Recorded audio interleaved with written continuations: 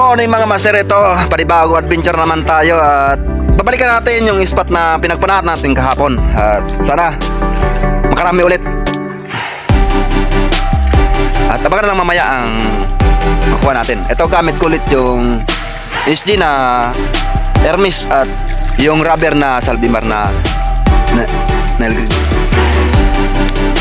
mga master, at panibagong pag-like naman natin ulit. At kasama natin ang pinsan kong si Ulit. At subscribe nyo na rin ang YouTube channel niya, Ulit TV. Yan, ay ang pinsan na. At kung bago ka pa naman sa akin channel, huwag kalimutan mag-subscribe at pindutin ang notification bell para updated kayo sa ilalabas kong panibagong mga video mga master. Panibagong usapan na naman mga master. Let's go.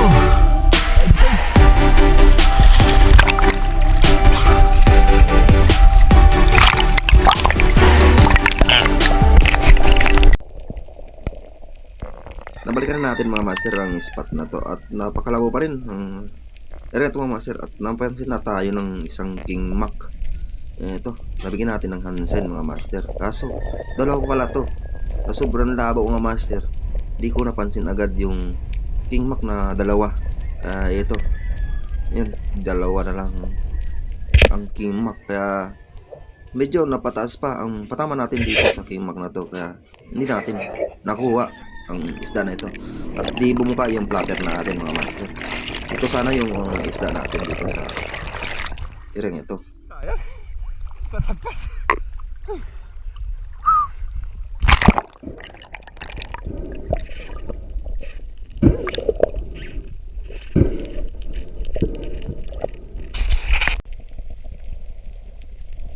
Same pa rin mga master, at nandito pa ako sa ireng ito at di ko maalis dito.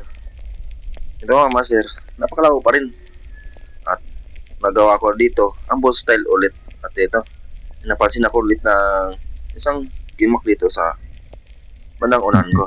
At ayun, sobrang labo mga master. Hindi masyado maaninag ang isda dito. Kung pakalabo talaga ng area at malamig pa ang ilalim. Ito, dito na nga mga master yung King Mac at malapit na. Agad natin sirandan ang King Mac na to para mabigyan natin ng patama. Ito, napataas na naman mga master yung patama natin sa King Mac na to, pero nakuha natin to ang isda na ito. Ayos na rin ang isda natin sa unang araw. Ito ang unang isda natin.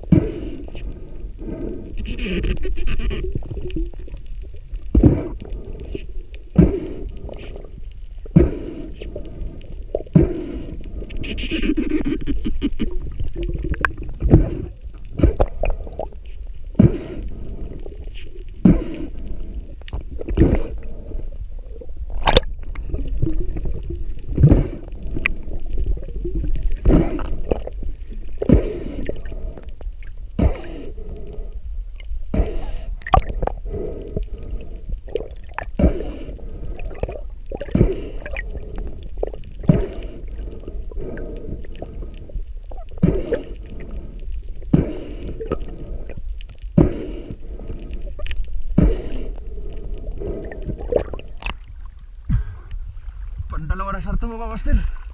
Sayang isa, nakatagal ba?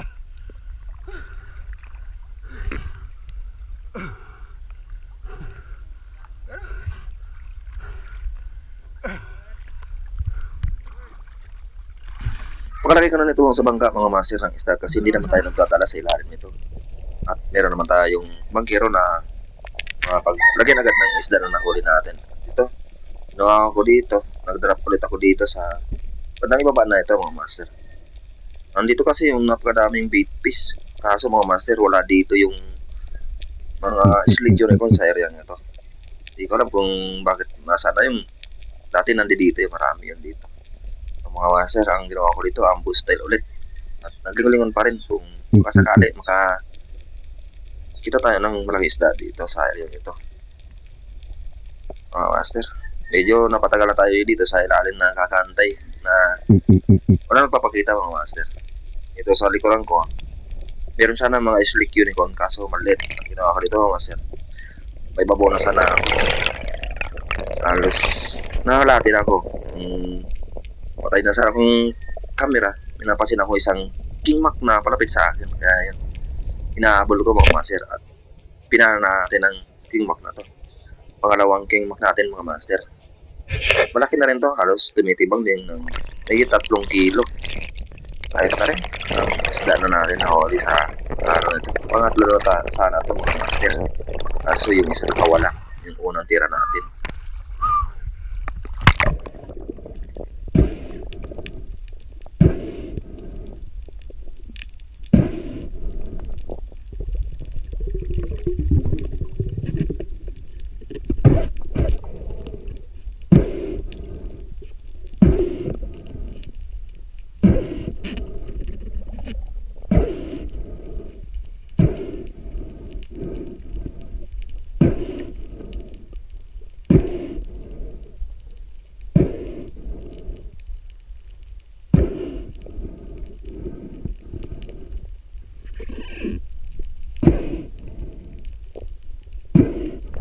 Hara.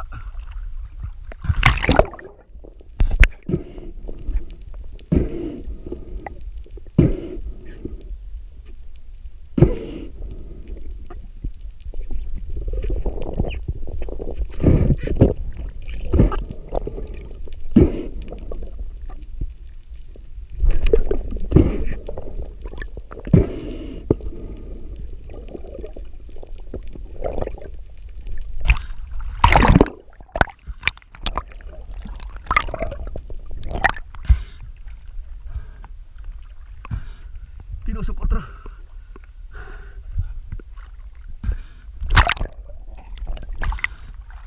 Bro. Hasag na hasag. Hasag. Gifta na.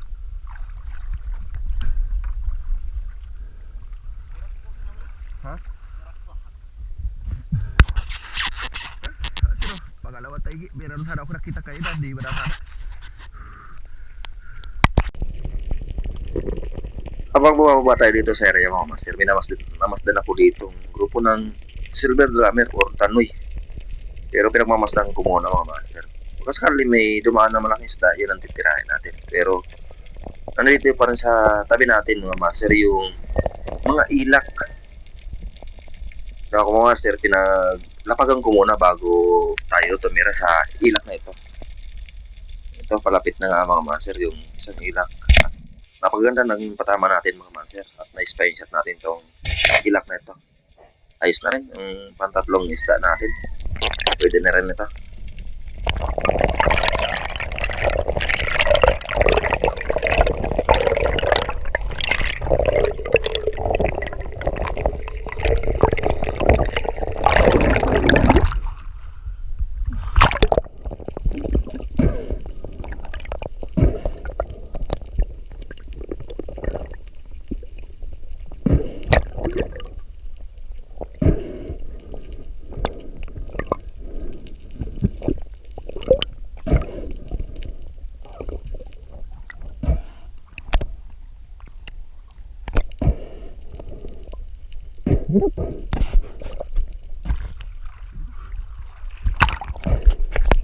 Dito naman mga master, habang lumalangoy tayo, napansin ko agad tong to sa ibabaw, kaya tinapan ko agad at hinabol ko mga master.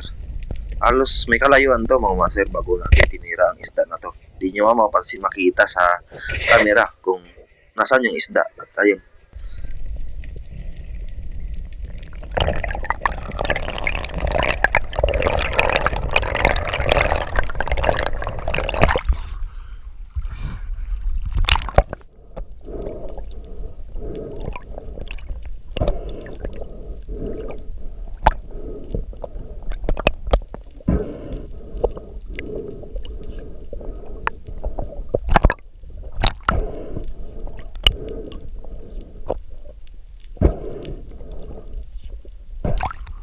Harap wala na.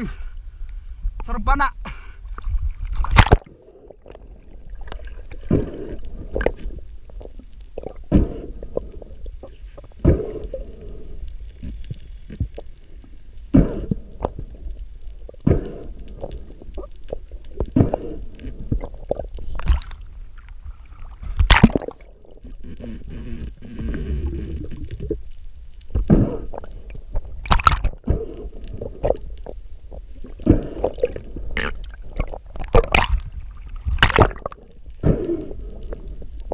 Lumiko yung maliit na pana sa bangka gawang napataas naman yung napababa naman yung katama natin sa king mak na to. Para sigurado natin ang buhay natin ng isda. Wow, master. Kuha ko na yung maliit na pana sa bangka. Nakakuha tayong tiyempo. Sinisida na natin to. Para mabilisan, para hindi makawala yung isda. Napapansin nyo naman mga master kung paano tira yung isda. Napababa talaga. Ito master. Sige, sito natin at panigurado na ang isda natin. At pang-apat na isda natin. Itong king mak sana master, pang-apat sana itong king mak. Sayang ito kasi talagang nauna.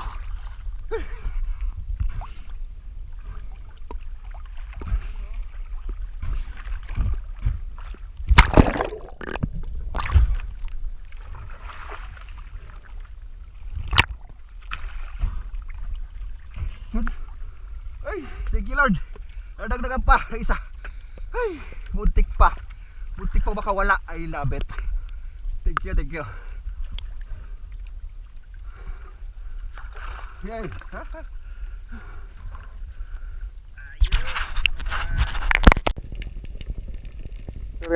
Ito rin mga master.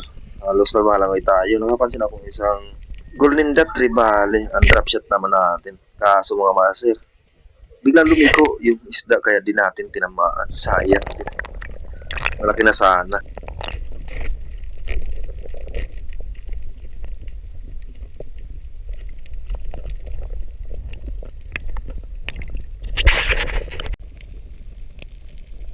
Ito mga master, nung nakapagbuha tayo ng sapat na hangin at nakapagpahinga maayos, drop ulit itong napakitaan ko ng golden dot tribale. Baka sakali makakita tayo ng isda dito sa area. Napakaganda kasi ng bahurang ito. At napakadaming dito. Yung baliitin na tinatawag yung mahaba na itong hindi ko alam kung anong tawag nito sa inyo master. Master, nanglingalingan pa rin tayo. Pero sa harapan ko mga master, may napansin ako isang coral trout. Malaki na rin ito mga master. At tinira na natin to kaysa wala. Pwede na rin to.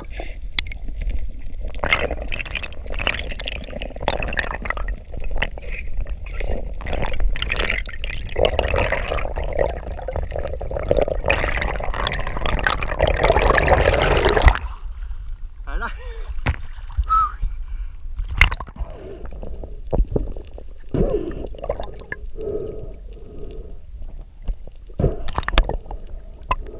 Ito mga master ang panguling isda natin. Gawang nabutan na kami ng tanghali dito sa area nito. Wala na nagpapakili ng ibang isda. Pwede na rin ito mga master. Maraming salamat sa biyaya. Bigay sa atin sa araw-araw. Sa laging pag-iingat sa ating paninisid.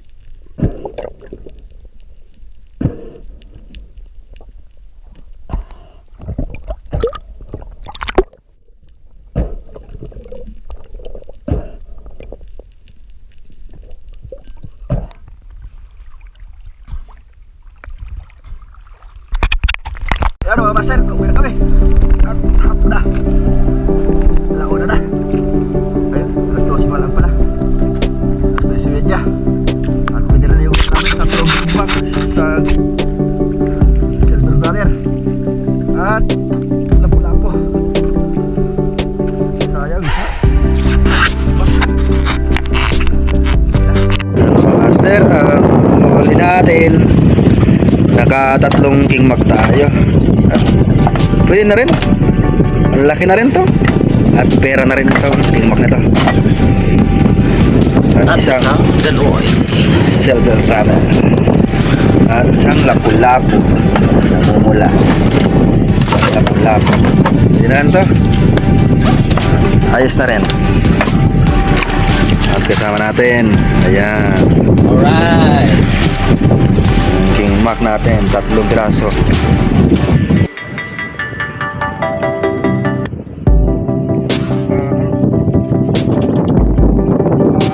Mahulog ang dokan no.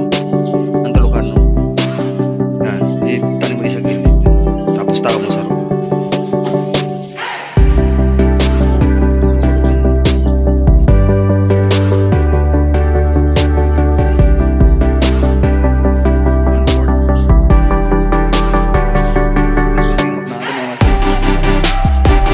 Magandang tanghali mga master. Ito ang kinita natin sa araw na ito. At sumisid kami na sa alas 8 na. At umuwi kami alas 11. Pwede na rin ito mga master. At naka 2,500 din tayo. Medyo kasi maliit yung mga king mac na nahuli natin. Halos 11 kilos lang yung 3 piraso. Pwede na rin.